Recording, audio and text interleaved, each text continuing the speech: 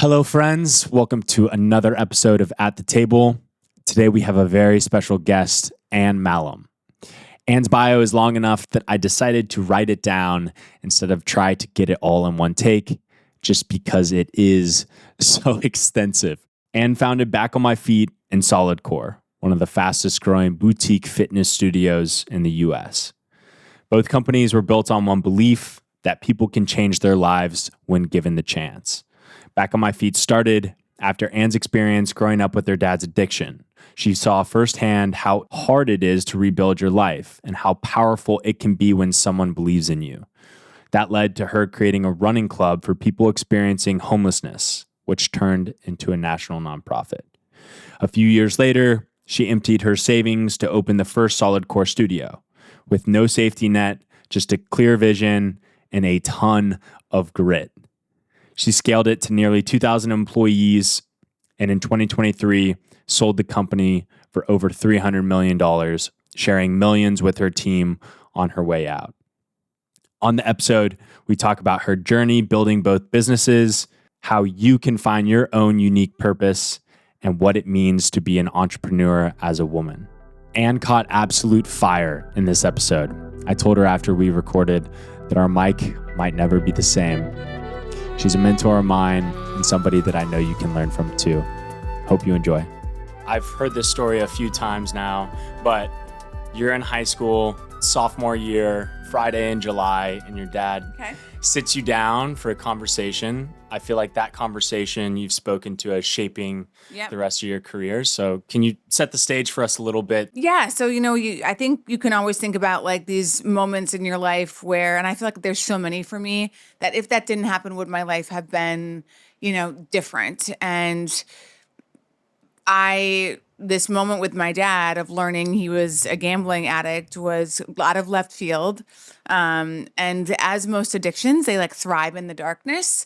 And so my dad did a great job of keeping this a secret for a long time. And he was in a situation where he had to pay back this money, and it was like pushed it to the very end. Like this person gave him a deadline at Friday at 5, and my dad came home Friday at 3 and like, okay, fine. I'll come clean here.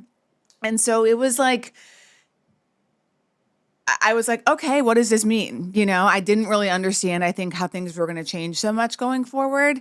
I was like, okay, this sucks. And, like, I'm sure you feel bad and you made a mistake, but like, okay, let's move forward. But my mom just had been through it too much with my dad, and we just weren't privy to all of that. They did a really good job of kind of masking their marital problems. And my dad's drug and alcohol addictions seemed to be fixed when I was really young. So I never really saw my mom and dad struggle through that. But my mom was just like, I'm not doing this again. I'm not going through another fix your father. And money was my mom's Achilles heel because she was a teacher and we didn't have a lot. So she was very diligent about putting money away every month. I mean, I think she put $1,500 in each one of our savings accounts when we were little for our education, not a savings account, an investment. And it grew to $8,000 by the time we graduated. So she was just trying to make sure we had a little bit of money for our future. And my dad violated that. So she was like, I just can't be with this man anymore. And so my next few years as a teenager, I was really mad at my mom because I'm like, you're married, figure this out. Someone made a mistake. And I really settled into the notion that my mom was judgmental, even though now I can look back and see my dad would be a very difficult man to be married to. But I was just like, you're so judgmental. Someone made a mistake, work through it. So I really blamed her for taking my dad away. And I also tried to fix my dad where I didn't get addiction. It was just you're choosing an action. Why don't you just choose not to do that? And so I saw my dad struggle, and I was catching him in lies. So that was sort of a difficult relationship with my father as a teenager, and then how that compared to my relationship with men as I got older. I really felt like if that didn't happen, I don't know if I would have gone on to feel so compelled to help people or prove myself because I didn't want to be a statistic. Yeah. So that almost lit a fire within you Yeah. to start back on my feet because you were using running as like a coping mechanism and realized the power it had for yourself. And you were like, you know what, this could help other people. Talk about the story of starting back on my feet. Yeah, I think there's some altruism that is true there. And then I think just like any of us who start something, I don't care if it's for profit or nonprofit, we're trying to heal ourselves on some level. Like I really think all entrepreneurs who go on to build these really big, great things, there's some deep emotional wounds because we're just wired differently. And I kind of felt that. I sort of had convinced myself like if I was special, unique, interesting enough, that no one would ever hurt me. No one would ever leave me. What happened to my mom wouldn't happen, to me. No man would ever, again, want to not be with me. So there was a part of me that was trying to create this narrative about myself that like, you're never gonna just to protect myself from not getting hurt. So that's why I was like a big part of searching for what I'm supposed to do, how I'm supposed to make impact, how am I going to stick out among all these people? Why would someone choose me or think that I was worthy of love if I'm just like everybody else? So desperate for that, like was just constantly like keeping my eyes open. And 2 years of running by this homeless shelter in Philadelphia, it took me 2 years, but I started to build a relationship with these guys outside the shelter. And just as we were sort of talking about earlier, like I feel really comfortable around people who struggle, have story, who are gritty. And so I was just really drawn to these guys. And I was like, oh my God, I'm supposed to start a running club for them. Like that's why I've been running by this shelter for so long, even though it took me forever to figure it out. But I felt so convinced by it. And weirdly enough, Luke, like the vision happened that day. I was like, oh my God, running will help them have a better sense of self. And if they have a better sense of self and self-respect and self-love, then I can help them get out of the homeless shelter. It was sort of this connection of like, I couldn't make that with my dad when I was, I didn't understand that he didn't love himself or like himself or respect himself enough to want to make change. And I just read so many personal and professional development books over those last 10 years. So that like really connected with me. So I call the director of the shelter and tell him I want to start a running club. He's like, that's ridiculous. Like these guys aren't interested in running. They have much bigger problems. Convince him to at least ask the people living there. I'm like, I'll take care of everything. I live right here. And fortunately, 9 guys said yes. And I think about all of those moments, what if those guys didn't say yes? Like would I had just given up? Would I have tried another shelter? And then on top of that, the 9 guys who happened to say yes were so charismatic. Like one of them, like I was very close to for years. He unfortunately passed away a couple years ago, but like I really felt like I had found my best friend. And it was just like this perfect mix of these guys who everybody wanted to root for. And so this group started to grow and get bigger. And over those few weeks, I'm like, this is what I'm supposed to do with my life. Like, this is what's going to make my life make sense. And I love the fact that I was like, no one's done this before. Like, I'm going to be unique. And so it just hit on every single aspect. So when people are like, oh my God, Anne, how were you so brave to walk away from the traditional life? Because I just got this big corporate job and do this thing. And I'm like, are you kidding? It was like this was everything I was looking for. It didn't even feel like a choice for me. Mm-hmm. It felt like, again, healing myself and stepping into what I had been asking for. I've heard you say like you felt a calling almost to start this, and that's what you're speaking to now. But for somebody that is experimenting with things and trying to find that thing, can you describe like what that felt like? Like, you saw a bunch of signs, you were running past the homeless shelter, but how did you know there's like no other choice? Was it just your intuition? Totally. Yeah. It's like Oprah talks about like your aha moment. Like that's like what it felt like. It was just like this breath, like filled my whole body. And this vision was so clear to me, even though Luke, nobody else could see it. Everybody was like, huh? Like, okay, I get it. You're like you're running, you're getting them in shape. But if you weren't a runner, and again, I really think people who are marathoners, ultra marathoners, again, there's some deep wounds there. Like you don't go out and train for 26 miles to just be like, I don't know, I I just like working out. Like there's just something deep there. So it just felt like a alignment. I had felt like I had been searching underneath every proverbial rock for the last 2 years. And I finally felt like I had found myself, like my outer version of my body. It's just everything connected.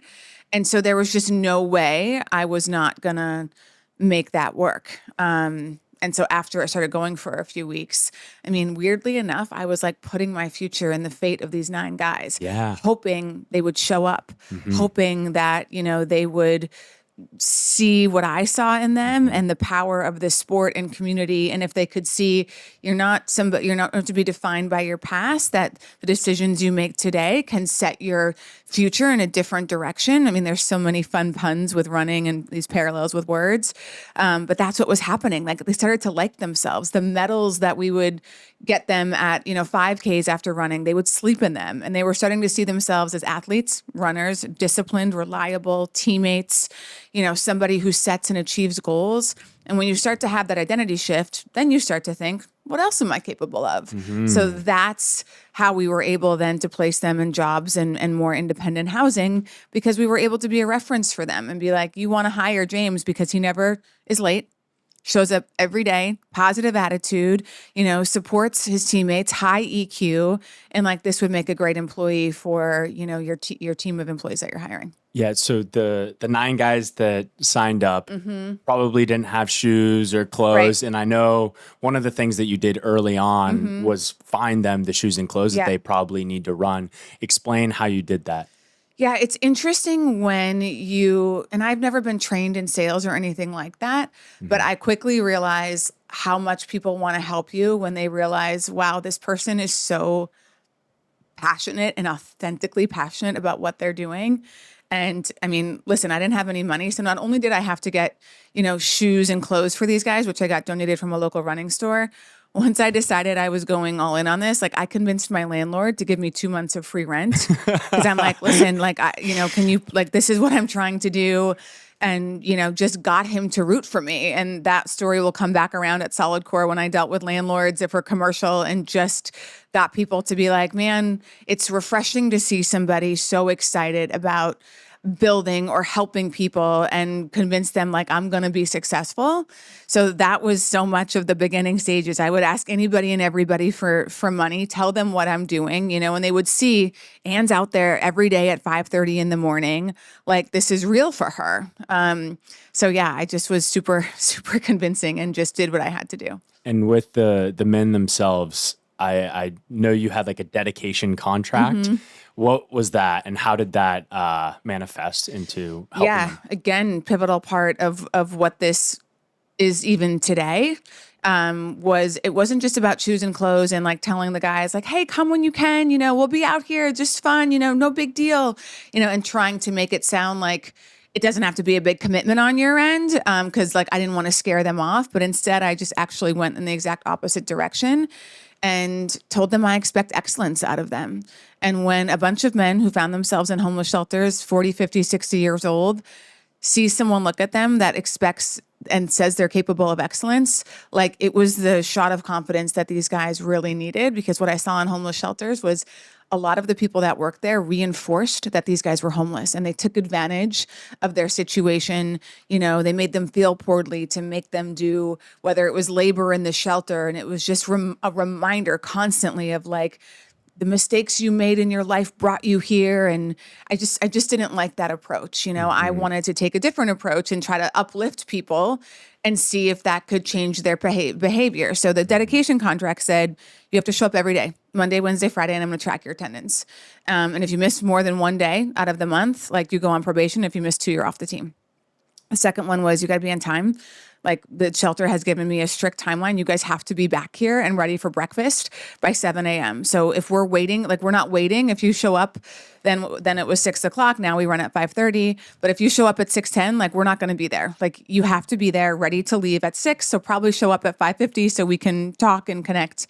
And then you have to show up with a positive attitude and support your teammates. Like don't bring bad energy into this crowd, because how would you like if you showed up and all the volunteers were like, I'm tired, I don't want to be here. Like that's not going to benefit anybody.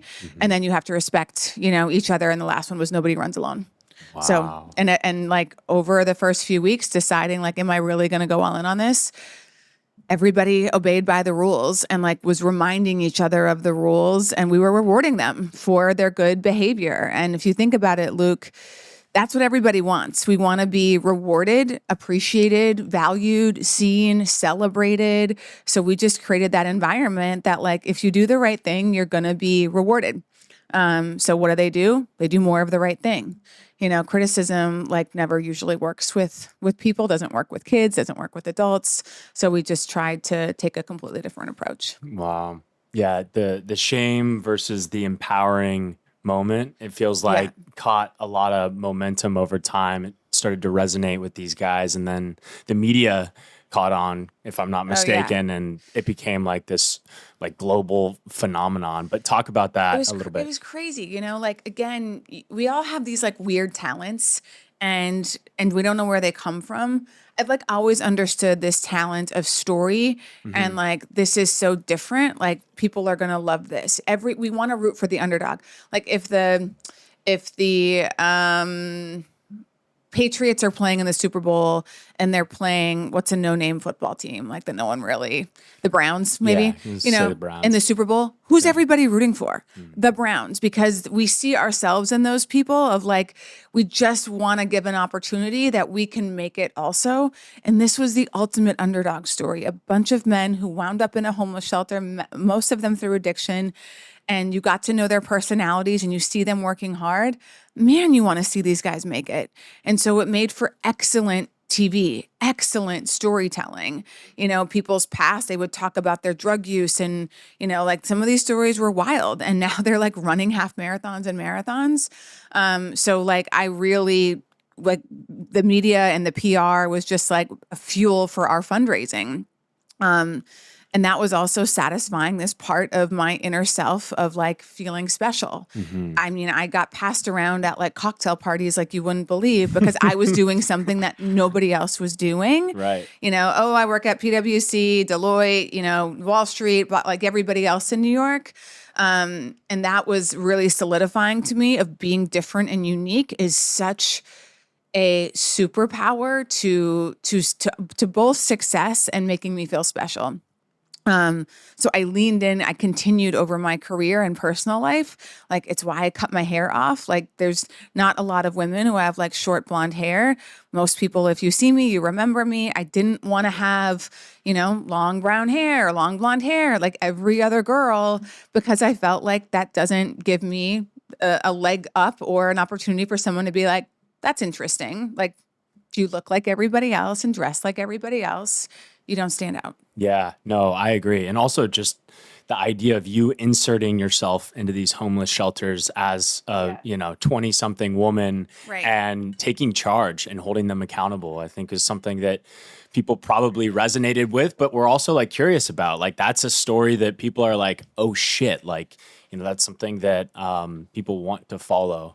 But Totally. I'm curious, early on in that journey, I know you mentioned your mom and your dad were obviously a little bit nervous about, you being around these men. Financially, you had just left Comcast and were probably unstable. How did you find that self-belief within to push through all of those doubts? It like never was about money. I never even made it to that Comcast job. Like, and also that was a 6-figure stock option. I didn't even know what that was back then. Talk about probably the most secure opportunity I possibly could have taken for my career. But I knew what my values were. I knew what was important to me, and it wasn't money. It was, again, feeling like I'm making my life make sense, and that those past 10 years from my dad's addictions, like nothing good happened from that. It tore apart my family, like it caused rift between my brother and sister. My parents got divorced. My dad continued to struggle. Like, I couldn't look back and be like, I'm so glad that happened. Like, Back on My Feet made that make sense for me. Without all of that pain, I don't know if I would have cared about those guys or saw how I could help them, because if my dad was, stable or a traditional dad or whatever else, like I just wouldn't have had the connection. And I just didn't care about money back then. I cared about being special and unique and healing myself. Like, money was literally, I just needed enough to get by, right? And like, that's it. I still, when we were talking about money before this podcast started, like, even though I have a lot of money now, like my values really haven't changed. I would never be like, okay, I'll take money over impact. I still need to feel like I'm making impact and contribution. Those human needs that we all have, and they're just in different order. Contribution has always sat at the top for me, that when I lay my head at the pillow at night, I feel good about who I am. Yeah, that's beautiful. The fundraising component, I think, is really interesting because you're raising money for homeless shelters, essentially. There's a lot of other options for people to give money to charitable causes. How did you convince people to give money to you when you really, at that point, didn't have a lot of things to point at that you had done in your career for other entrepreneurs or people starting things? Like, what were some core components of that? One, you have to know who to ask for money, right? So obviously I would ask friends or anybody that had worked with me that had liked me and what I was doing. And I think they respected, like, wow, Anne's going all in on this idea and taking a big risk. And I think they admired that. And there's a little bit of like, wish I could do that. I'm just not wired that way. And that's really cool that someone's going for it.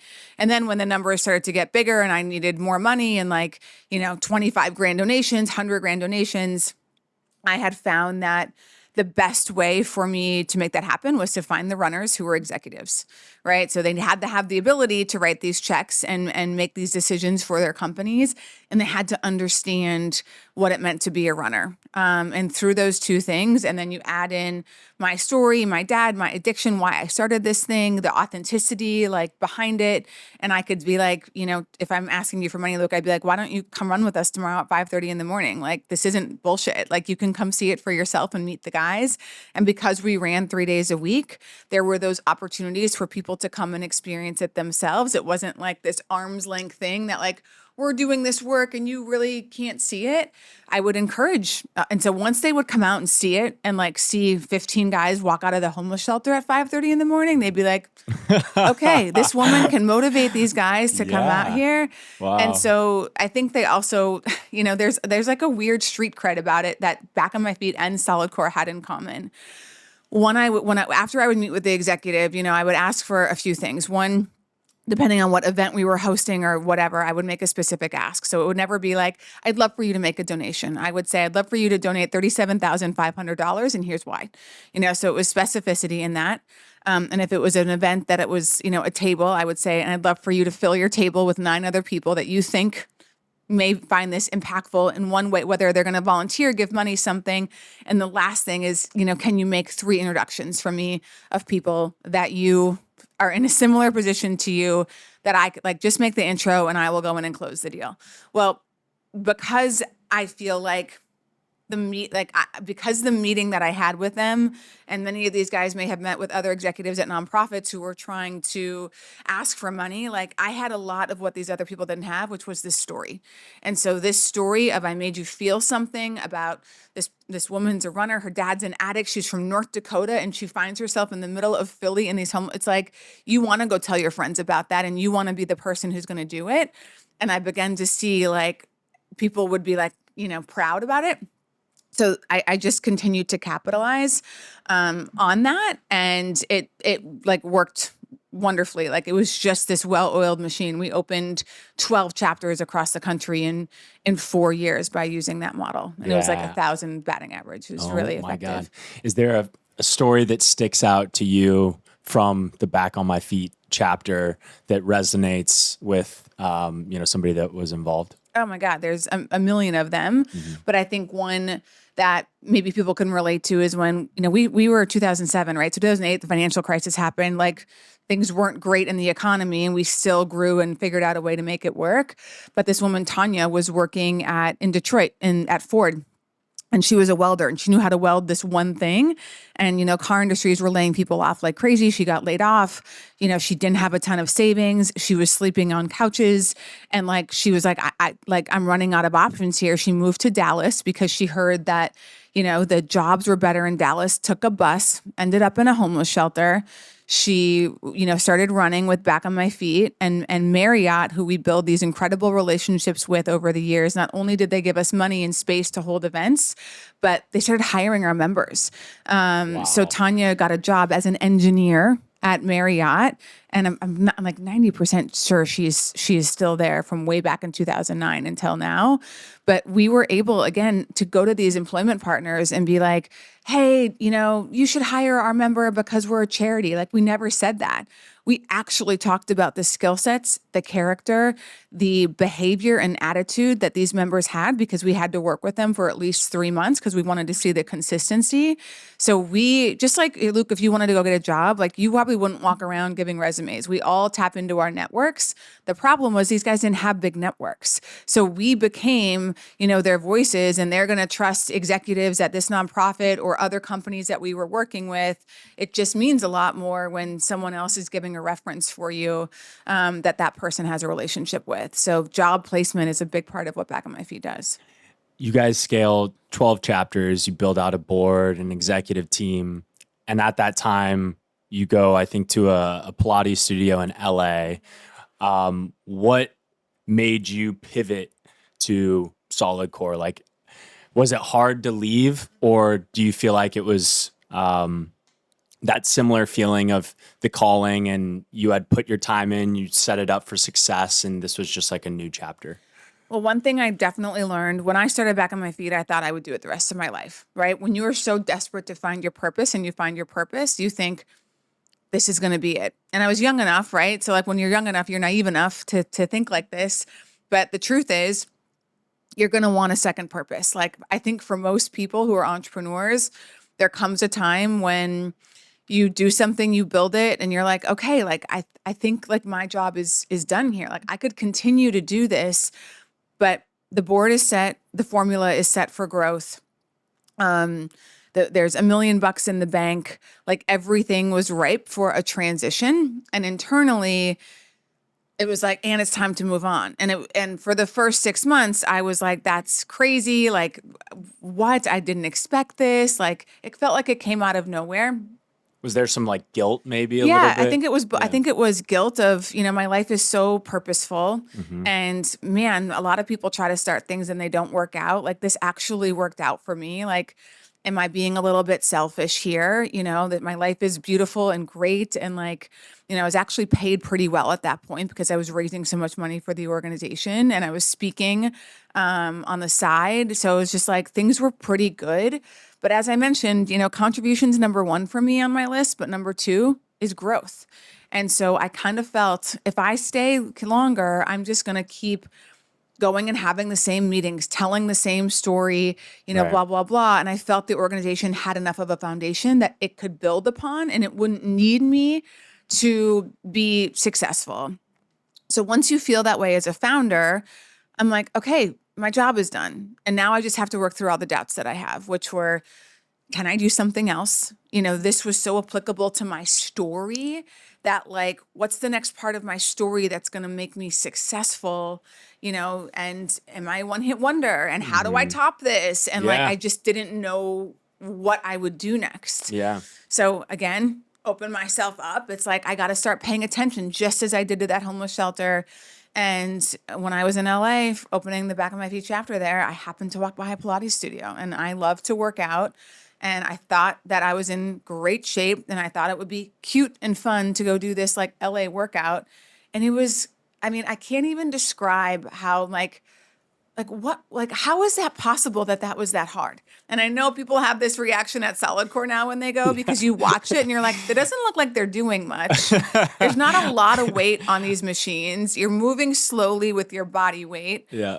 People are like, I do core all the time. And like, literally in the first 30 seconds of Solidcore, your core is burning. You're like, I'm just in a plank. Like, what is happening? And the weirdest muscles Right. too. That's the irony for me, at least.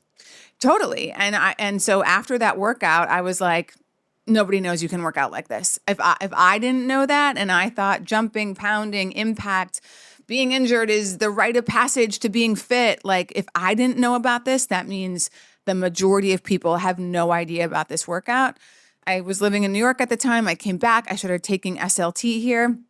And then at some point I just did the math in my head. I'm like, this place is making bank. There's 10 machines in here. We're all paying $30 a class. There's 10, classes a day. I'm like, this is insane. This place is making $90,000 to $100,000 a month. And there's only one instructor in here. So I figured out where those machines came from. I bought the license to DC. Well, I should back up a second. And I finally was like, this is what I'm supposed to do. I had the same feeling. I was like, this is it. And I think this is an important part for people wondering like what their entrepreneurial journey may be if they want to be one. You have to match your skill sets, like the magic of your skill sets, with a business that needs that magic. So my magic was I know how to build brand, community, culture, experience, and I know how to scale it.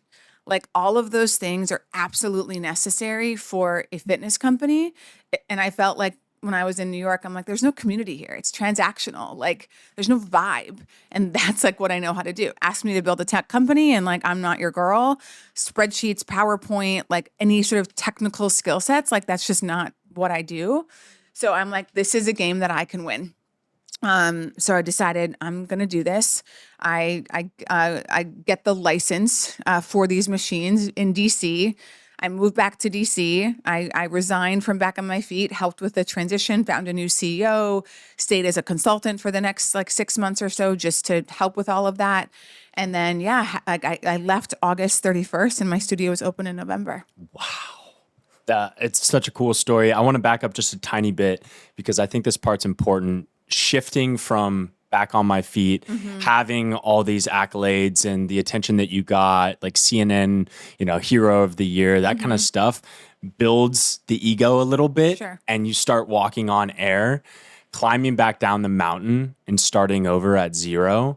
Did you have a little bit of like an ego death, or for you, was it just like a quick pivot and you were like, this is my mission, I'm ready to go? Yeah.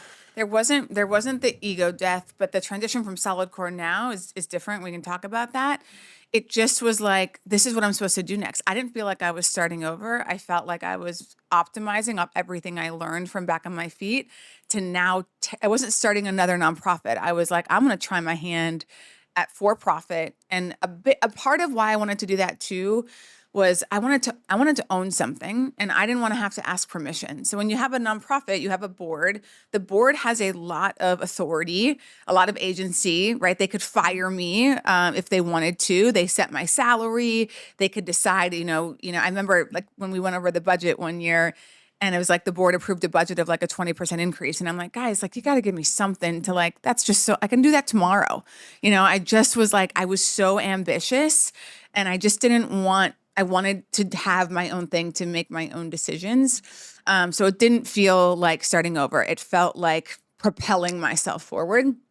Doesn't mean I wasn't nervous and didn't have, again, some of the same doubts, but I always kind of, whenever those doubts come up, and this is where I think it's the make or break of people who survive and not, it's just the strategy of, do you have a louder voice? Do you have a 51% louder voice than the 49% that you can like win and be like, no, I am capable and I'm going to be somebody, and like, look at my past. I have figured things out. You just have to rise above the other voices. It doesn't, and people think it has to be 100. It's like, it doesn't. It just has to be 51% more than this negative bullshit. And most people, it's the opposite. Yeah. It's like 60-40, and they let fear and doubt rule their life. And then you end up with regret over like, why didn't I ever try? Is that been like a consistent thing for you your whole life, or did you actively work to not have like this fear-based mindset? I think it's as simple as, if I have a fear-based mindset, I'm going to lose. So why would I continue to allow that to happen? And you would just like look around, and all the people that like stayed comfortable or didn't try or like found a system and worked a 9 to 5, someone else. And I'm like, that's going to be my life. And I was like, I can't live like that. Life has to be more exciting and exhilarating. And I do think I have a little bit of my dad's addictive tendencies. Like my mom always says, my biggest concern about Anne is like, she has to chase the shiny object. And there is a little bit of that. Like I'm like, I have to try. I have to just see if I can do it. And I think it's really, what's the worst case scenario? Like, most people have this diabolical, hypothetical situation that has such a low likelihood of happening. And even back on my feet, when everybody like was trying to permeate my head and my heart with their doubts of like, these guys are going to quit and blah, blah, blah. And I remember like being like, oh my God, what if they do quit? And then what if I don't have any money? And then I can't pay my rent and I'm wrong about this and I'm a failure. And then I end up in the homeless shelter. And it's like, that's like, stop. If it doesn't work out, I'm fucking freaking graduate degree. I'm smart. You know what I mean? I'll get a job. Yeah. Like I'll get a job. So I just never allowed myself to spiral too much down the worst case scenario. And I always would be like, what's the best case scenario? Yeah, think about the upside a little Yeah. bit. I think that's important. One of the core components, I think, of early days Solidcore, at least what I've heard from you, is when you heard no from people, your response to that. I think innately when we hear no, some of us might be like, okay, and like try to move on. But you have this way of like digging in to why people have the mindset that they do and what they've done historically. Can you talk a little bit about your Yeah. response to no? I think anybody that was telling me no or trying to give me warnings, for the most part was very risk averse, and so I'm like, of course these people, and again, whether it's lawyers or accountants or people, again, who took very sort of safe roads, mentors, parents, my family back in North Dakota who, my parents have never left North Dakota. Of course, like they value security. I keep mentioning these needs. They're like Tony Robbins' 6 needs.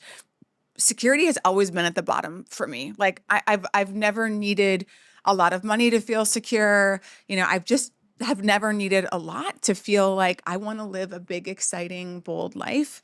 And that's always been really important to me. So whenever anybody would say no, I'm just like, you don't see what I see. Like and that's okay.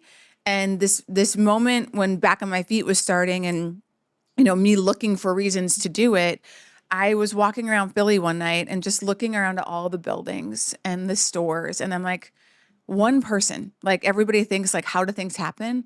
It always starts with one person has an idea and are they going to act on that idea or not? It's not a collective group. There has to be one person who really charges the thing forward. And so I just started being like, why can't that be me? Why does it get to be everybody else? Like, I'm not going to like give the power to everybody else. Like I can figure out a game that I can win. Yep. You guys opened your first location for Solidcore. Talk to me about that first year. I know by the end of the year, you guys had 5 locations. There's a Subway story that you talk about a little bit on the momentum front, but walk us through the first 12 months. Yeah, I never wanted one location. I love to scale things and like it's a challenge and I love to scale something that I feel like is going to make people's lives happier and healthier. So I was very motivated on all fronts after like 2 weeks of watching people come into Solidcore and having the reaction that I was hoping they would have, which was the same one I did. That was incredible. I didn't know you could work out like that. And to circle back to the street cred I talked about Back on My Feet, what did all those people want to do? They wanted to be the one to tell their friend about this new thing that they knew that they were going to love. So our word of mouth was insane. And that studio was so busy. And I'm like, get the second one open. Like, and I was playing with financial fire a little bit, like I had to borrow from Peter to pay Paul, ask my contractors. And this is so funny because there's like this article about me that criticizes me for like, oh, Anne never paid on time. And I'm like, of course I didn't pay on time. Like, are you kidding me? Like I had to negotiate and be like, can I please have 20 more days? And then I would run a sale at Solidcore and 25 grand would come in and then I would pay, like, that's just, you hear all these stories about people in the beginning putting 100 grand on credit cards. Like, I believed in it so much, but I only had so much cash because it was just me. So I had to constantly like maneuver the like, okay, I can't do a security deposit because I don't have 25 grand to give you. So this goes back to the landlord that I would meet with in person and just be like, this is what I'm doing. I'm going to make it. Like, come and try the workout. This is what I did it Back on My Feet. Like, if I can do that for the homeless community and build this thing up like this is for profit. So I just, again, go back to like, did what I had to do. And I knew how important it was that I grew quickly. So many people, they do something and they're like, let's see how it goes for a year. And I'm like, someone's going to come along, and like build this faster than me. And I think, listen, I really think Solidcore is as successful as it is for multiple reasons. But a big part of that, Luke, is once Pilates really, really got popular right after COVID, we had 100 locations. Like we had a moat around us. So sure, there was mom and pops coming up, but we were so well capitalized by then and had so many stores and so much brand equity that like it's really hard for someone to compete with us based off of like, yeah, you can have a membership and go to 140 locations around the country. So anyway, the Subway story was Subway like had this, and as I mentioned, I never know if it's true or not. And I don't care because it's just something that stuck with me that they had their first location off the beaten path, and they like knew they had a good product, but no one really knew about them because they couldn't see the sign, and it was just like before social media, and they're like, let's open a second one because we'll get press for that and blah blah blah, and we'll trick people into thinking we're doing so well that we had to open a second, and I'm like, that is so clever. And I love stories like that. Like Whitney Hurd with Bumble, she talks about this story where she had people on college campuses walk around with signs and they would be like, for like no social media, they would be like, no Facebook, no Instagram, no TikTok, and no Bumble. And people would be like, the association, like what's Bumble? I love all of that creative stuff to get people. It's like the psychology of, and so Solidcore, we had 5 in the first year. Imagine the press we got, like how fast we're growing.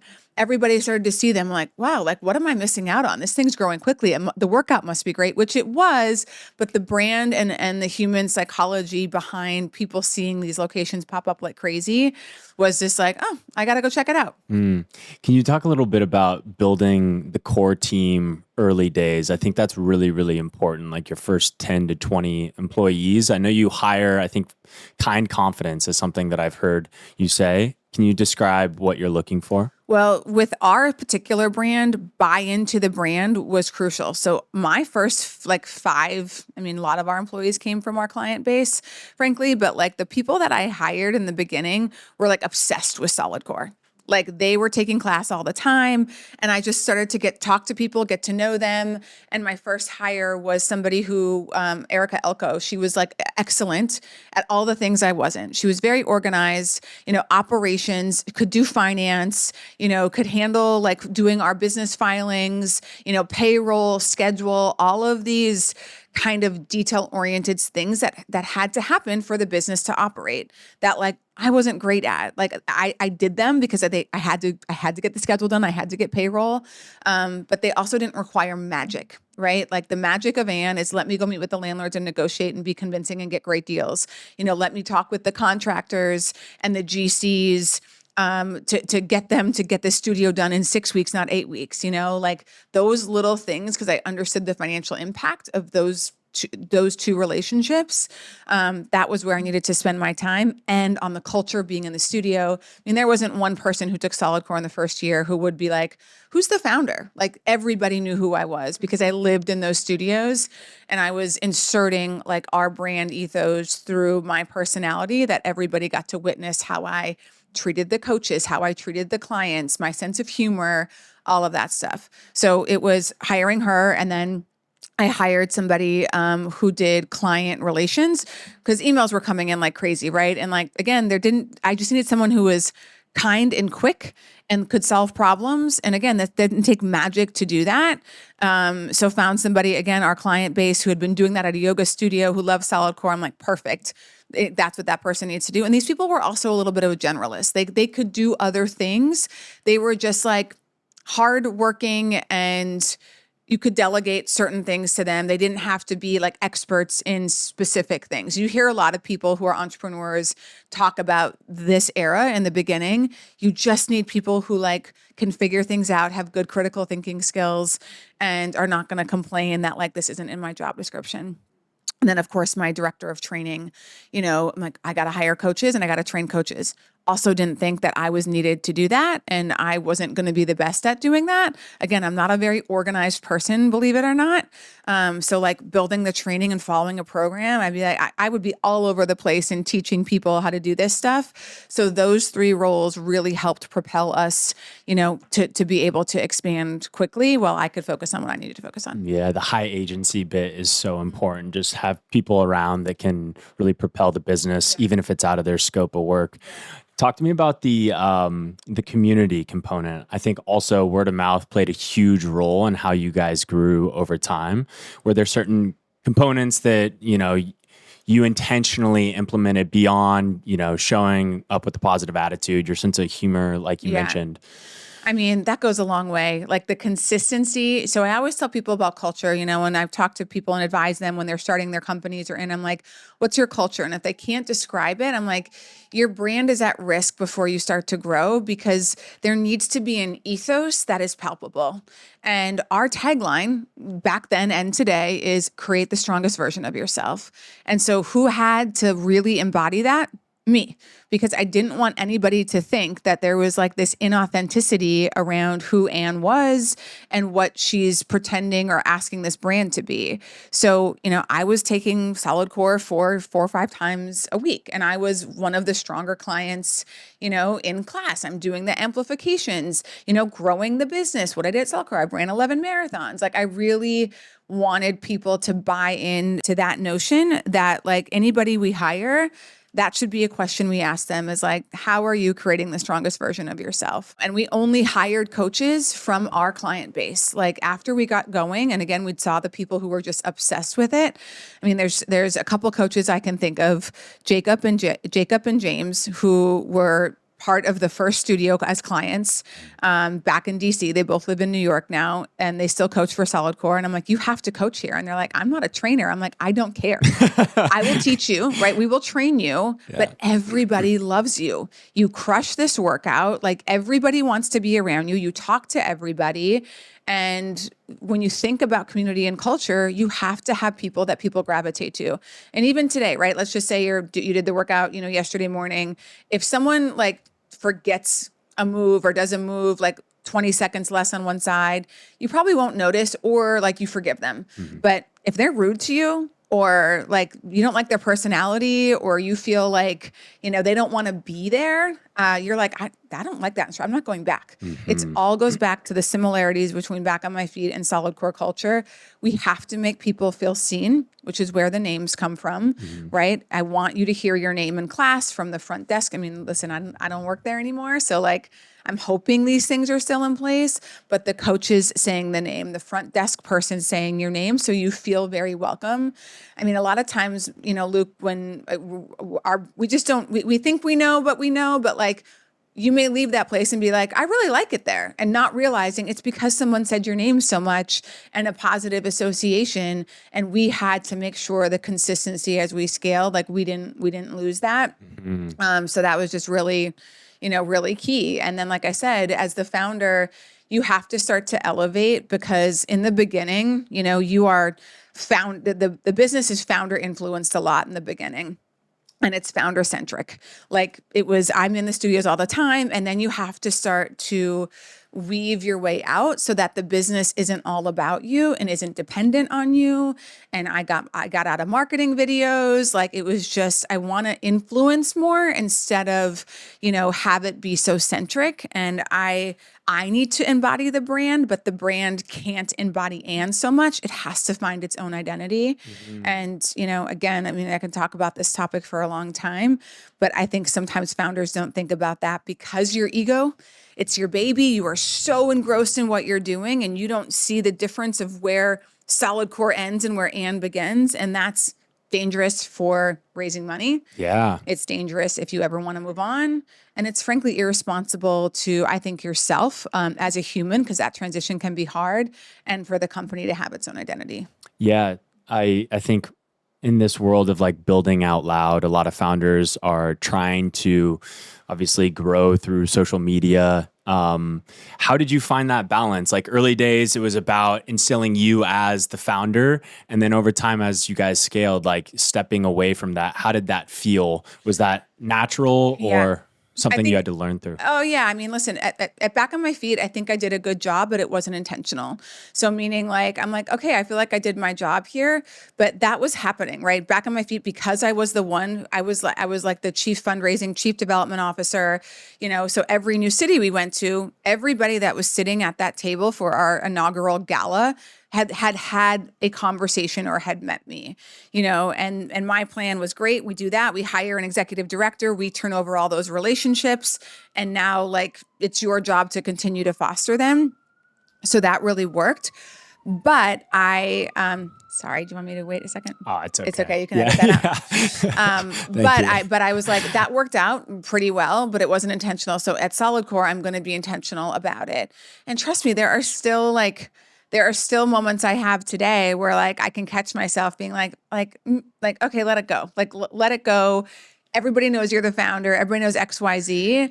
But the transition, I think, when I left, from CEO to exec chair, of not being in the meetings, like I was both really proud of how we were operating and like, that kind of sucks. Like, I know how much value I can offer and I still love the business so much and everybody that I'm working with. Like, that I want to be in the leadership meeting. I want to add value. And like, I just found the strategy and all of that fun. I was still in the board meetings and I took those very seriously, that I had to show up and come up with really great ideas that were going to financially impact the business still, because I was the largest equity owner and still the highest paid person there.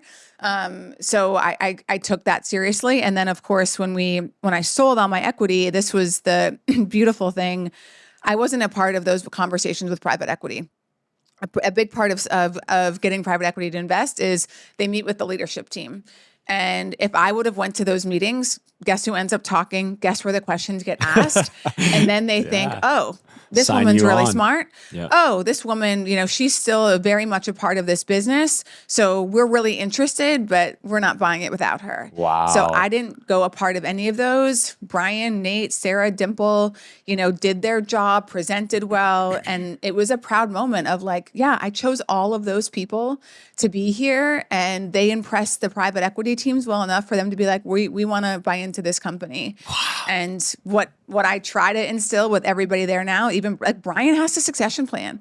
He needs to do the same thing for himself as a person, for his own sake, because he's going to have to go with every transaction, and for the betterment of the company. Like, we always need to know, if I go away today, will this company survive without me? And if the answer is no, I think you're being an irresponsible leader. Yeah. I want to get to letting go of the business eventually, but backtracking a little bit, 2020 comes around, COVID hits, you have to lay off, I think, 98% of the staff, just because at that point in time, the world shut down. What did that feel like? Were you coming out of that empowered to, get everyone back in eventually? Or what were learnings coming out of that? Yeah, I'm a little bit of I like a good crisis. Like, I feel like I thrive there. You thrive in it, yeah. I'm a little bit of a wartime CEO. So, and I think my team would tell you this, there wasn't one moment during COVID. Now, it was like, I got to figure out what to do. But there wasn't a moment where people were like, we felt we were going to lose it all. Like, Anne made us feel like we're going to, like, I was just like, we're going to get through this. Like, and I remember telling the whole team, if when shit hits the fan, like, I will be picked first for dodgeball. Like, I am the person you want on the team. I will navigate. I know. And I just sort of like felt like, if this is a war, who's our enemy? And for us, it really wasn't COVID. Like, it was the landlords, because they are the ones who could sink us. If they make us pay rent, we had 75 locations. We had like 15 leases signed for the next whatever, that we obviously needed to pause and negotiate. I mean, every single person. So me and our lawyer, our general counsel, Dimple, we spent our entire time strategizing on the phone with lawyers. Sometimes my approach would work, sometimes it wouldn't. And I'd be like, Dimple, you got to handle this. She's calmer than I am. But we knew we had to build relationships with the landlords to get them not to charge us rent. One, our footprint helped us. We were only like 2,000, 2,500 square feet, where larger tenants in their portfolio, right, where they were much more concerned about them paying. We told them we would extend the lease term. So if our lease was up in 6 years, we would add a year for the next 4 months of free rent, just to like anything. But we had very little, like less than 1% of deferred rent. And we did not have to pay a dime of rent when we were closed. And a lot of people, right, the landlord would just tell them, you pay rent. And they're like, okay. And I'm like, we would just be like, I understand your position, and this sucks for both of us. You didn't do this and I didn't do this, but we can't pay rent right now. We don't have any money coming in. I don't know where you expect us to find the money. And frankly, if you can buy into the notion that this is a moment in time, wouldn't you rather have us be a tenant for the full 10-year lease that we signed, instead of forcing us to pay rent, We have no shot of reopening. You now have another vacant space that you've got to find a tenant for, where most of the world's going to be fearful. Like, we are going to get through this. So again, it went back to like, we have to convince these folks that we are going to be the ones to come out of this. And we did. And then we raised money in 2021 and started to play offense, because we were very aware that the red states, I mean, we had 75 locations, so we had multiple operations across the country. The red states, of course, were allowing us to operate a lot more openly than New York or California or DC. So we were like, we're gonna open in red states. The real estate is cheap. We can get great deals, and we're able to generate, revenue and get our cash flow coming back again. So we did 11 studios in 21. We raised $50 million, and then off to the races. Wow. I've heard you talk about taking money off the table and advising that to founders, not waiting until like that last moment to take all your cash out. Can you talk a little bit about when you knew that was the right moment for you? Yeah, it's funny because I just did a panel with my first private equity partner earlier this week. And he was like, Anne, I remember, when we first did the deal, you told me like, you're looking to make $30-40 million off of this, and that would be like great for you. And I'm like, I don't remember that, but I'm sure that's what I said. And so when I took $6 million off the table, I owned pretty much 100% of the business. When I raised the first private equity deal, like I had a smaller partner, but he didn't own very much. And so I thought I could afford to take money off the table. Now I still owned 70% of the business after that deal. And so I was like, I need to make sure I'm a little bit financially secure. I don't think that me being a starving founder is going to be good for the business or for myself, right? Because big numbers down the road start like 20 million starts to feel like a ton of money. And you look at the dollar figure instead of the value of the business. So I took $6 million off the table then. I parked it in the market. I really didn't do much with it. And then I bought a place in New York, but still appreciating assets, so counts. And then the second one with VMG, I took like $8 million off the table. So I had like 14-ish, million dollars, and then I moved into the exec chair role. And I knew after that round, I owned like 30% of the business after that, but I still was the controlling owner. And I knew the next one was going to be like, I'm selling everything, I'm going to sell majority and someone else will own the business. And over that time, when you start to get money, you start to have a different sense of what's a lot of money. And no longer did $40 million feel like a lot of money, especially when I was starting to see the value of the company and we were on the other end of the J curve, right? When you think about investment, right? Your investment, your EBITDA is negative. But once we had 100 studios that were mature, spitting out cash, we could not only fund the next 30 studios, but I think Solidcore is like 75 to 100 million in EBITDA this year. Like it really starts to flow. And so my number is 100 million. Like that is what my total proceeds need to be from building this company over the years. And not only that, I can see the value in the future. I know I'm selling, like this isn't the top of this company. Like there's more room to run. There's way more, juice to the squeeze here. So people were like, why are you selling then? I'm like, because that's my number and it's been 10 years and I'm ready to like have my next chapter and be able to move on. And like it puts me in a position where I can negotiate really well for that number. So my total equity only equaled $90 million, like on the deals that we were getting. And I was like, the number is 100. If you can't get there, it's fine. We will wait. I will wait and we will come back to market, or you can pay if you do your own math. I understand if this doesn't work for you, but if you don't think that you're going to make your multiple back where an extra $10 million is going to be worth it, that's fine. But I'm not selling for less, and like someone recently told me that they were talking to a private equity firm and like one of the firms I was dealing with called me difficult. And I'm like, that's such a compliment. Like, yes. Are you kidding? Like that I'm the founder and I was difficult because I made them pay especially overvalue. Coming from a PE guy. Totally. Yeah. And not only did I make them pay for that, I made them pay my taxes and I made them pay all my legal fees. That's and amazing. It was like, again, you can take it or leave it. And Luke, like they made a lot of money. Every single private equity shop that was involved in Solidcore has made a minimum of 3.8 X on their return in a Wow. short period of time. Like, I don't feel bad for them having to pay No. the $10 million Yeah, at I'm all. sure it was worth Yeah. 10x that Right. $10 million. Right. What a cool story. I love this idea of scaling up for impact. It seems like the mission is core to you, and that shows through you speaking to it. I want to talk a little bit about your team and through the sale process. Like, one of my favorite things about you is how you pound the table for your team.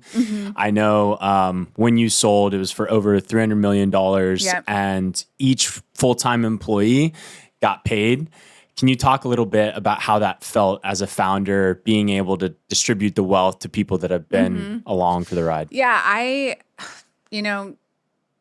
never thought that Solidcore or that wealth or equity has to be a zero-sum game. And a lot of companies are structured in that manner. And I don't have a lot of respect for anybody who structures a company that way, because let's be honest, I was never getting $100 million. You know how many people and energy and dedication and passion and work and commitment that it took from so many people for this company to be as valuable as it is today.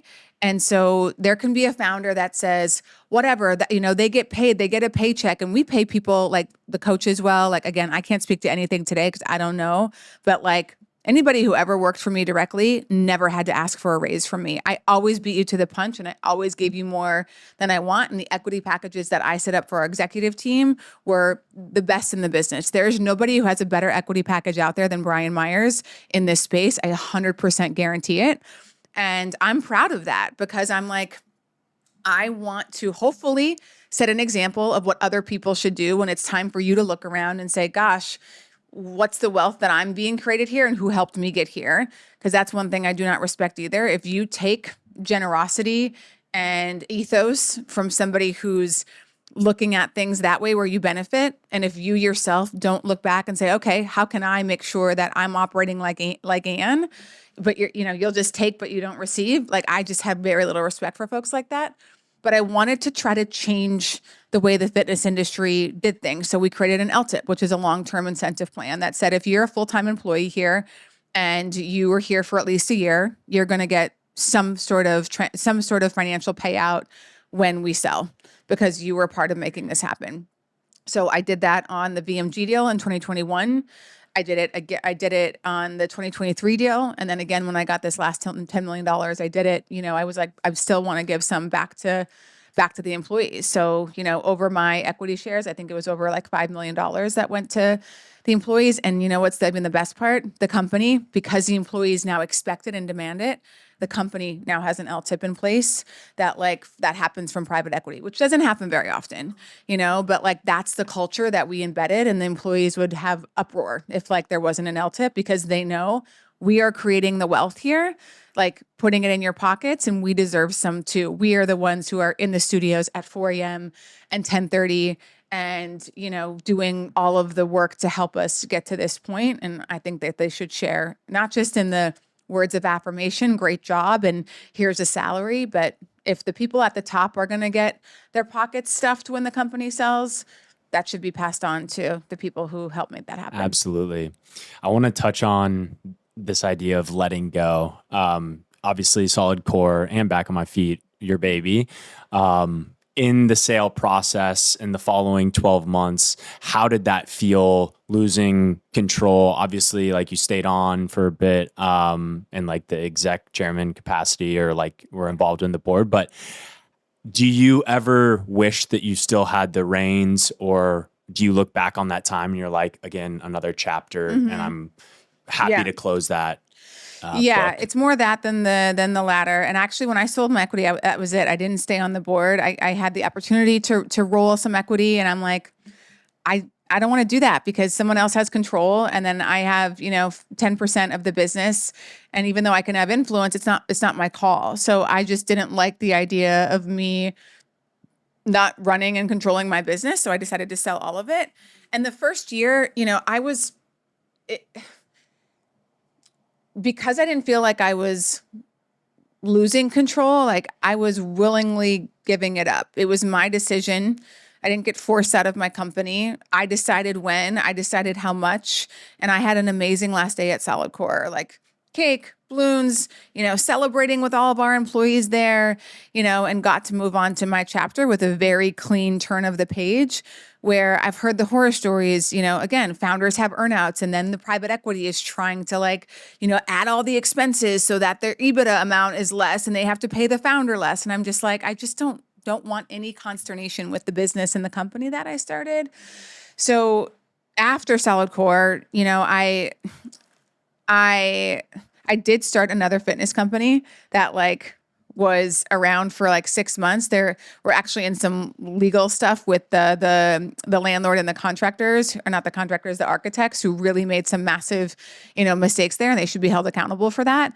But also it was that is when I felt like I am starting over. I'm going to have the same life for the next 10 years. And why would I do that? I don't need the money. Do I really feel like the world needs another fitness company? Am I the right person to do that? There were so many concepts right now, Luke. There's so many people doing great job in it. And I'm like, I'm not doing something unique, enough where Solidcore felt like, again, no one knows about this workout and I'm going to be the one to bring it to the world and make particularly women fall in love with strength in their bodies. And I didn't feel that with ambition. And it was like, I'm going to repeat this last 10 years of my life. And if I'm somebody who's into growth, why would I do that? So that I had to move on from. And that was quote unquote, a failure, right? It didn't work out as planned. But I'm so glad I did it because it just taught me, again, it reiterated for me that I want my life to be about new chapters and newness and challenging myself in different ways. So I do a lot of speaking now, which I really, really love. And that's a challenge in itself, right? To get on stage for an hour and captivate an audience and make sure they don't end up on their phones, and work to empower them to see what their capabilities are. And hopefully they walk out of there knowing they can not only run through a brick wall, but the right wall. I take my job seriously when I'm on stage. I get to, advise and invest, and I'm helping other people fulfill their dreams. And I get to sit around the strategy meeting, which is where I'm best used to see things that people aren't seeing. And then the volleyball, I cannot stress enough, if you are a founder, you need to have something that you can put energy into getting better at.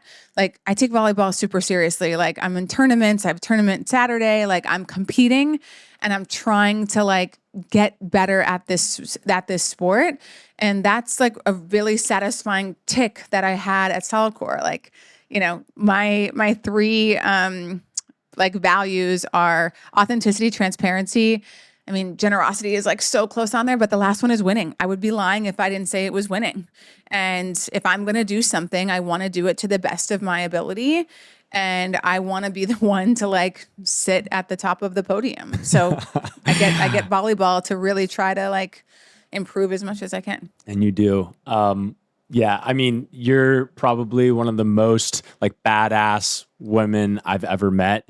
Historically, it seems, and I know you've spoken to this before, that you played the masculine role a lot of times, and now in this new chapter are trying to step into your more feminine side. Can you talk a little bit about that to other female founders that might feel that way and having to command respect and are in a leadership position, but then, battling that?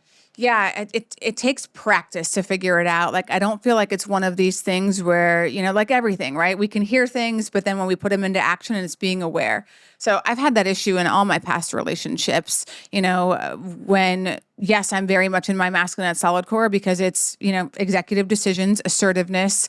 I couldn't afford to be democratic all the time. You're not taking a poll on everybody's opinions. I have to make decisions that are best for the business. And, I don't care if there's 10 people in a room, it's hard to please 10 people, getting everybody, let alone thousands of people. Yeah. And I saw a lot of that in COVID. Everybody had a ton of opinions on, the decisions I was making. So I had to lean in even more so of trusting and, getting people to be this is a decision I'm making and here's why. But when you apply that to home, my mom would always be CEO Anne is here. Even in my family, when I would try to direct folks and, she would try to gently, remind me of just like, you're not the boss here, Anne. But when you're an entrepreneur and there's no boundaries and there's no 9 to 5 and the phone rings, it's like, it's hard to turn that off and then, go into your relationships and act like you don't get to call the shots. So I think it's been very healthy for me to not be a CEO in the first couple years of my marriage with Brett. And Brett and I both, have done enough reading on this issue because it became an issue in his past relationship too. And when we have felt like, I feel if he's leaning too much into his masculine for the sake of it, I'm just like, hey, you're not listening, to me here. You're just trying to be like, you're not going to roll over me and I'm not going to blah, blah, and it kind of puffs up. And I'm like, that's just not going to work with me, either. And it doesn't work for him when I raise my voice or I don't listen or he apologizes and I just don't accept his apology and I keep going, so we sort of learn what's not going to resonate with the other person. And I've had to say, this is how I feel safe in my feminine. Here's when you'll see me, in my feminine. And when you try to come up like chest pump and with like dukes up, I'm going to do the same. It's just not going to work. And when I try to do that, Brett meets me with the masculine energy. So then we're both stuck in masculine energy and it takes 2 days for us to get like through a fight. That hasn't happened in a long time because we've gone to therapy and talked about it. And so I have learned, if I'm feeling hurt or whatever, it's just saying that, which is not easy for a woman who's been in her masculine to be vulnerable enough to be like, hey, I was really hurt by those actions. And I have to believe you weren't trying to be hurtful, right? My husband's going to make mistakes and so am I. My issue for a long time was when he would apologize, I would have to like make sure, it's like that wasn't good enough. Earn that back. Yeah. And if I just accept your apology, that's not going to inflict enough pain on you and you're going to do it again. So let me make sure, that like, this is not fun and you're never going to do that again. Yeah. Again, not negotiating, right? Like you taught yourself to live that for so long. Right. So we've discussed certain things like at night, Brett shuts down the whole house. We have a large house in Miami and he checks all the doors, sets the security codes, does those things. I don't do that. I go right to bed. Like that is his thing to do. If I try to do it, it's like, and stop. Like this is his way to protect and to make it feel like he checked the house and he doesn't have to be like, did Anne, like, he's like, also like, I don't want to double check your work. Like, that's not going to feel good for you, but I'm not going to go to bed until I know that every door has been shut and closed. Driving, when we go someplace, Brett drives. Like, can I drive a car? Yes. But like Brett likes to drive because it feels like he is in control. Not that he doesn't trust me. It's everybody else, on the road. It's little things like that, where I then feel more comfortable being carefree, being more playful because I know Brett's got it. And that's like a really important part of our whole dynamic. Yeah. Well, that's beautiful. I think relationships are just learning and growing together. And it's something I definitely battle as well. So thank you for sharing that. In this new chapter, post Solidcore, you're speaking quite a bit. You have volleyball tournaments and are definitely stepping into your more adventure side, but also more like familial side.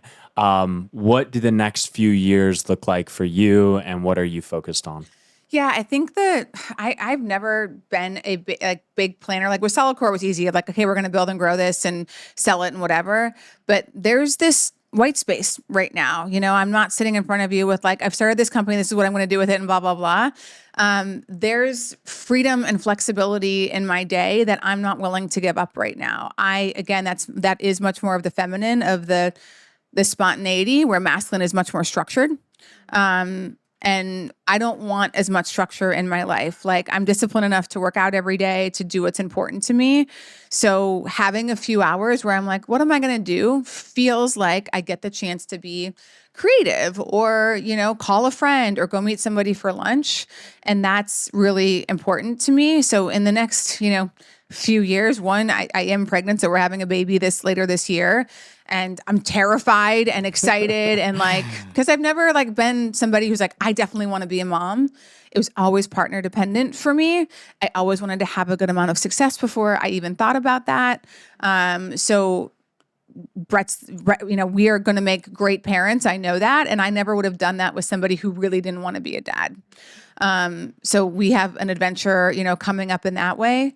I'm like, I know I have like 100 pages done on my book that I haven't made a priority because I don't want to do the whole book tour schedule. Like there is a big part of that you step back into kind of running this business and capitalizing off it and speaking a lot, where I just wasn't ready for that kind of commitment. And I like that I'm having this time, which will be part of the book of post exit, because it's just more information and knowledge to share with people of what kind of that second, third mountain feels like and looks like. So I try not to, for myself at this stage, like, I'm going to have XYZ. It's really just a feeling, I want to be proud at myself at the end of the day for how I spent my time, how I took care of myself, the people that I love. And I really look at, I think, the quality of my life right now a lot based on the quality of my relationships. And I'm putting a lot of time into my family, all my nieces and nephews. Most of them are coming down over the 4th without their parents. That me and Brett get 4 or 5 days with them. We're taking them skydiving.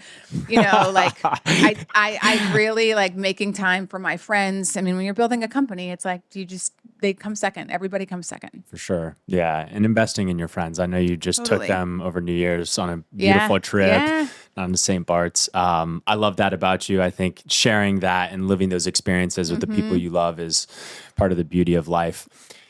With the book, I'm curious, what are you hoping people get from it? Yeah. So my keynote in the book will be called Outsmart the Odds, how to outsmart the odds, using everything you got to get everything you want. And that's really what my success, and I think in my professional and personal life, has been about. I want to teach people to look at what their talents, skill sets, advantages, their perceived disadvantages are, their circumstances and environment, and figure out how to use all that to create this life that makes sense for you and that is created by you. And you can define again, your life however you want it to, and you don't have to fall into these patterns or societal norms or anything like that. So it's a little bit of personal growth and personal development tied in with like my story of how I've done just that. I mean, my life has been so unorthodox. I mean, even Brett, like I've been engaged twice before Brett. Called off both those weddings, and met Brett when I was 41 and got married when I was 43, and I'm pregnant when I'm 44. Like I just have always done things that work for me and not based off of any timeline that anybody else has, any judgment that anybody else has. And I think women need other women to sometimes give them permission and examples that is okay. And I want to like be that for people. I want them to know that you can have everything that you want. You just got to figure out what you want, and you have to make decisions that support what you want, regardless of anybody else's criticism or opinions. Congratulations, Anne. I think that's such a cool chapter, and you're definitely leading the charge in that way for other women. And I think especially today, it's very important for people to feel that.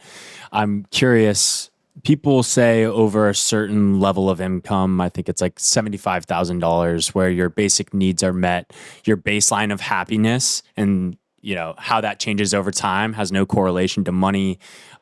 You've obviously come from, I don't want to say nothing, but you from North Dakota, humble beginnings, and that, wealth for you has fluctuated over time.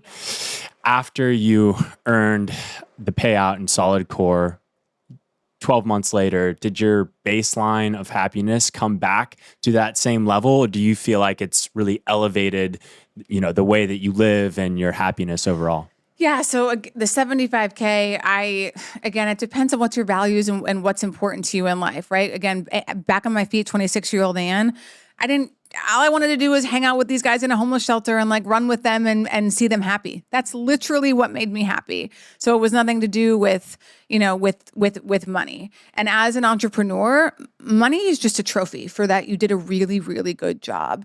And I remember getting that, getting all 3 wires and just like, how freaking cool is it that I created something and I scaled it and I built it. That's someone over this 10-year period, valued at $100 million for myself, and now is sitting in El Caterton, one of the largest private equity portfolio companies, valued at $600-ish million. Like, it's really cool for me, and it makes me feel proud that like I'm a great entrepreneur and I did a really good job. So, Yes, money, there needs to be a certain amount where like you're not struggling. And I think if you're stressed about money, thinking about money, every decision you make on what you spend is like, can I afford this? That's a really tough way to live. But I haven't had that for a really long time. Like I said, even at Back on My Feet years, in the last few years, I was making good money. So I haven't been stressed with money for a long time. And then, getting $6 million when I was 33 or 4 and blah, blah, blah. Like it just hasn't been part of my mind. We have more than enough at this point, but I can tell you, I have said I might as well use this money in ways that are going to increase people's experiences and happiness. And I have to up my expensive ceiling. Because if I don't up my expensive ceiling, I would never have taken my friends to St. Bart's. Like that was a $230,000 trip. Like insane, right? Like St. Bart's over New Year's is insane. Like it is. I'm not even talking about it's $3,000 per person per lunch. Like it's crazy. And I don't regret that at all. Like I just rejoined the board of Back on My Feet and committed $1 million over the next year. Like if old Anne would have been like, that's a lot of money. So if I didn't continue to spend more, buy more, invest more, or give more, and didn't challenge myself to do that, I would still be giving $1,000 to a charity and be like, that's expensive. That's a lot, so it's a relative thing. So I just feel if I have all of this, I might as well, like I believe in the Die With Zero book by Bill Perkins a lot. Have you read it? It's so good. Yeah. And like it just really makes you analyze. But I can tell you, Luke, the things that make me happiest, like my best days are when I crawl in bed and I'm physically exhausted. And I'm like, I just played 4 hours of volleyball and I did leg day and I took my dog for a walk and did this. And then maybe I played volleyball again. I'm just like so happy. So there are things that like haven't changed my happiness scale. Like I told you, I'll never go back to St. Bart's because it's not me. Like I had a great time and we all hung out with each other. Like we found a volleyball court in St. Bart's and like, I just don't need the fancy restaurants or any of that bullshit. It just doesn't do anything for me. So when you realize, gosh, like what makes me happy is the day-to-day challenging myself, pushing myself, moving my body. That doesn't take a lot of money. But I would be foolish to not think, what can I do with this money that's going to either help other people, provide experiences for me and people that I love, take some stress off of folks. Like I gift my family a lot of money. I will randomly gift my friends money. I, support my dad financially for multiple reasons. One, like without him, I wouldn't be where I am, like I without his story, his struggles, his addictions, like I wouldn't have had this path. So while for a long time, I kind of was like, God, I wish my dad was like, other people's dads were like responsible and killing it at work and the executive and blah, blah, blah. I wouldn't be this girl without him being who he is and my mom being who she is. So I feel a lot of gratitude and generosity toward them. And I want to make sure that no one is stressed about money in my family and sometimes even my friend group. So no, it's refreshing to hear. I respect it a lot. And I hope if I ever get to that, I'll follow suit. But I know it's not the easiest thing to do. It's very easy to hoard if you get to that place. Well, Luke, and I will say this, right? Like I have a financial advisor who I love. And what's his job? His job for his career is to grow my portfolio. And like, don't spend this, don't do this. And like, I'm like, Dave, I love you. I'm going to spend my principal. Because everybody says that's the rule. Don't spend your principal. I'm like, there's 100 million, like that would be so stupid. What am I going to do with it? Like that is going to grow. Like I have done all of the math on these things. And even with me spending, I make like close to $2 million a year right now, speaking, consulting, real estate, blah, blah, blah, right? We spend pretty much $2 million a year, spend through, I know you're like, that's crazy, right? But it's like, whether it's through giving, supporting, just our lifestyle, whatever, that we want to choose to spend that money on things. So like, I'm not only right now am I not spending the interest that I'm making off of my investments. I'm not touching the principal and I'm only spending what I'm making. I'm like, that has to change because otherwise like we will die. Like if we live to 90, like we will die with $7 billion. And I'm like, this is insane. This is insane. We need to give and do and spend more money. because this is just silly. To close, I want to ask you, you've obviously invested in other founders, Ice Barrel and a few other like fitness concepts. What do you look for when you are investing in another founder? Are you looking for a younger Anne that, contains those same core values that you have, or? Yeah, I am, honestly, because I know that I'm really good at this. And there's a couple things, right? It's not just what I have learned, because I've invested in a couple of founders that have the something to prove thing, and that needs to be there. It's the art and the science. And that particular founder, didn't have the financial awareness and management skills, right? One of the key things why people's businesses fail is they don't have a handle on their finances. They're not understanding, cash flow versus revenue. They don't have the right finance person in there. They're just looking at what's in and it's just like, oh my God, we're going to be in a cash crunch. That's what happened to one of my portfolio companies. But so I look for both, right? I want to test your critical thinking skills, and I want to see that you have the right risk tolerance combined with the intelligence, that you're not growing recklessly, and that you understand cash flow, management, and you're going to take care of the books and not, again, overspend, because that financial piece is what kills a lot of companies. And then, of course, again, it's this founder that is so motivated by something deep inside of them, whether it is pain, right? I want you to fuel your pain into growth. And Dane, one of my entrepreneurs, like, he has these things, he's Australian, he calls chirp receipts. Anytime someone's doubted him, like, he's this long list of people that is just like keeps him motivated. Same. Yeah. I'm like, great, man, use it. Yeah. And so I really feel like me sitting on his board, like we had our board meeting yesterday, and like I get to help him look through hey, you've got to watch XYZ. We got to get better structure and process in place. If we're going to get to 16 studios next year, this is the time for the reorg. And this is the time that we have to, make some uncomfortable changes in the business that, is always difficult when you have your first reorg, because you've got people who've been with you a long time and you may have to change their role or move them or move on from them. And I'm here to help him, go through that and do that the right way. And so yeah, I love working, and I feel like I get to work with founders that I get to share all of my lessons, mistakes, things I did right, understand where they want to go, and be this voice of don't think in a moment in time. We are 6% of the way there. If we want to get to 100, it's so easy to think right now, and you have a long way to go. Yeah. So, well, and I genuinely appreciate the time so much. I know you're extremely busy and now pregnant. Yeah. But you've been a mentor of mine for a long time, just watching you lead, Luke. And it's been truly a pleasure to have you on. So thank you for your time. Thanks for having me. Yeah. We leave guests with one final question. If you were on your deathbed and had one more sentence to say to the world, is there anything you would leave behind? I think, as simple as it sounds, I think I would just say, go for it. Mic drop.